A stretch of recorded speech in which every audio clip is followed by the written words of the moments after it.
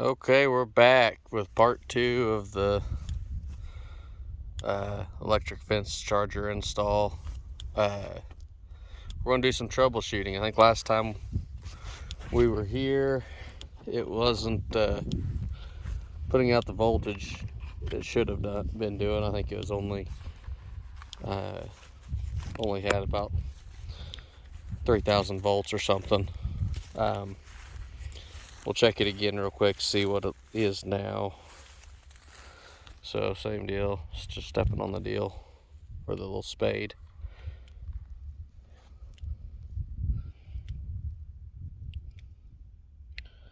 About 3.7. See if I can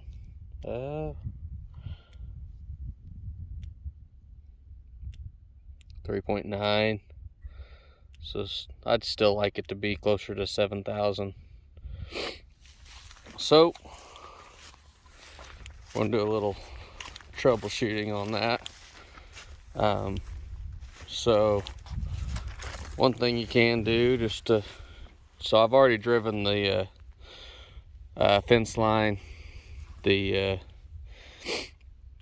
All the insulators are on, so we're not grounding out anywhere.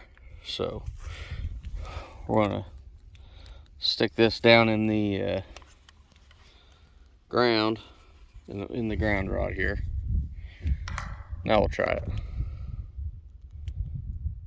So that's 11,000 volts. Don't touch those two at the same time. So that tells me we're not getting the electricity once it goes through once it gets down to the soil. It's not following its path back to ground. So we're going to try and fix that. We've got 3 5-gallon buckets of water. We'll pour that on all 3 of these deep copper ground rods here that I showed you guys last time.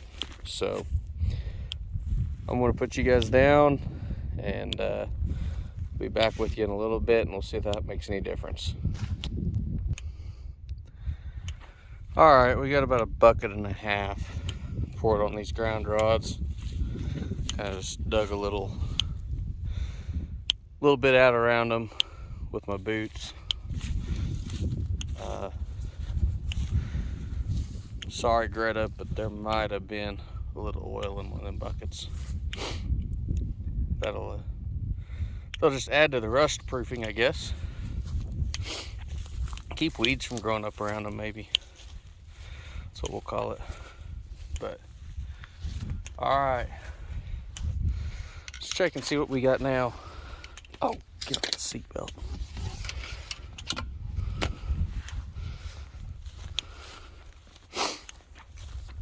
All right, back to about the same place we've been checking.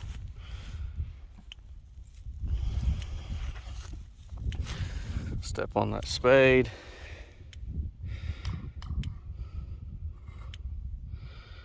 So that brought us up to over 6.6. So 6,600 volts. It's a pretty good improvement. Still rising. Just moving around a little bit, I guess. But it's getting a little better. I'm gonna try and let that other 1.5 buckets soak in, and try it again. All right, we got 3 empty buckets. It's more water than these posts have seen in a year, I think. But see, we got water still standing around this one. Now, something funny happened on this one, or I guess I thought it was funny. I may have found Mr. Gopher's tunnel here. Anyways, that's, I don't know, 10, 12 inches deep. sand will blow back in that hole.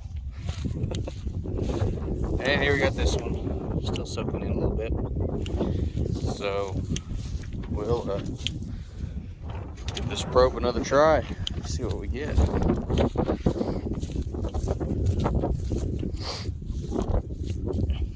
Alrighty, staying on my little spade.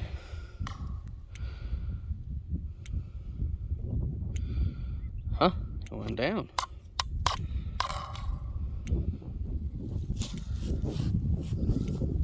Well, oh, there we go.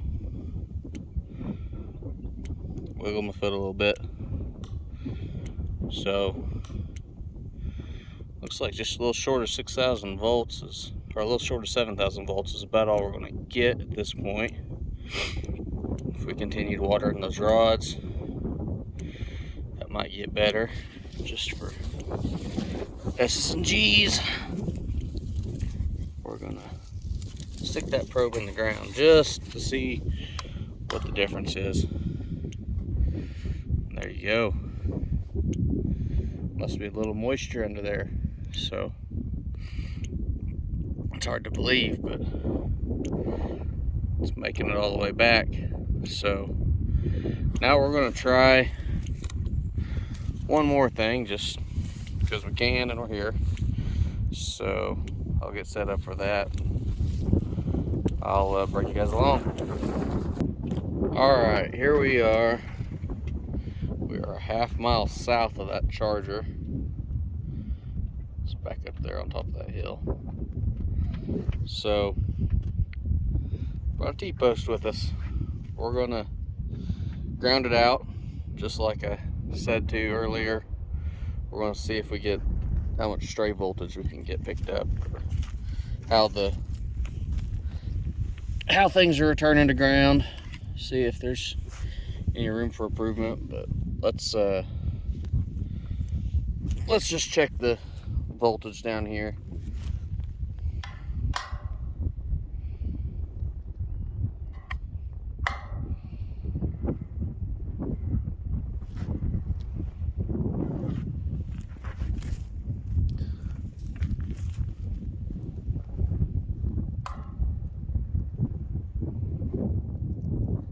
So we lose a little voltage down here, which this is a little sand dune we're sitting on. So pretty dry, but 5,000 roughly. So not great, but I mean, we don't have a lot to work with here, so.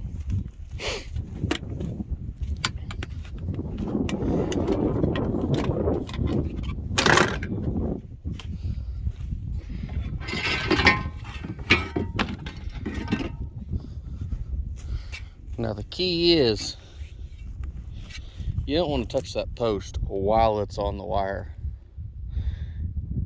Don't ask me how I know. So we should be grounded out. We're going to run back up to the charger. We're going to check it against the ground rods. Movie magic's so cool. You guys instantly came back over to here. So we're gonna see. I mean, you're doing this with me. I'm not good enough to edit a video yet, so we're all learning. So got my probe. We'll stick her in the ground. We're looking to pick up stray voltage coming from that T-post.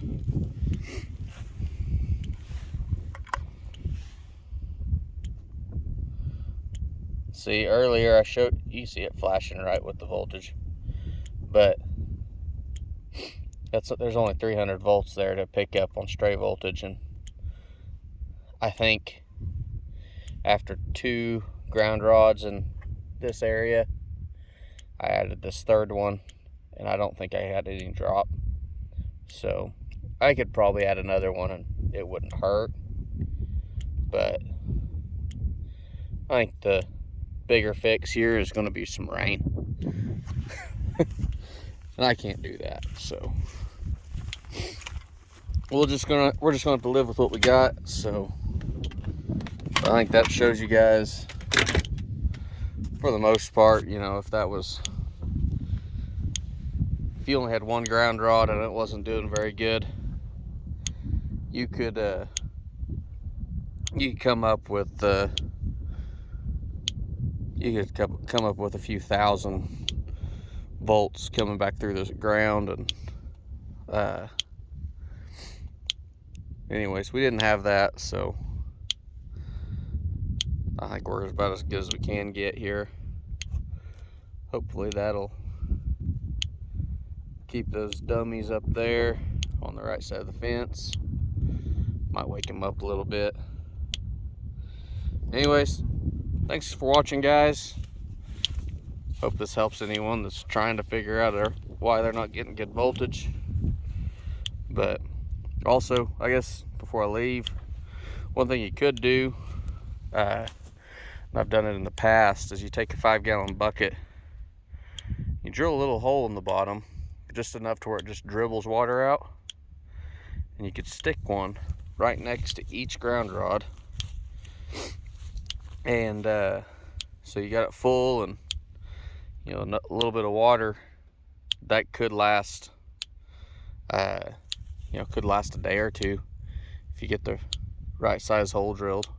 But that'll help keep your ground rod moist, and there's probably some jokes that could be said on that.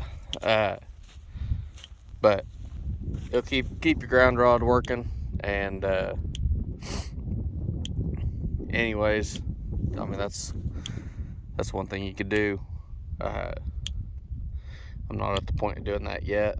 Might just start carrying a 5-gallon bucket down here with me a couple times a week, and we'll let that do the work for now. But thank you guys for watching, and we'll catch you next time.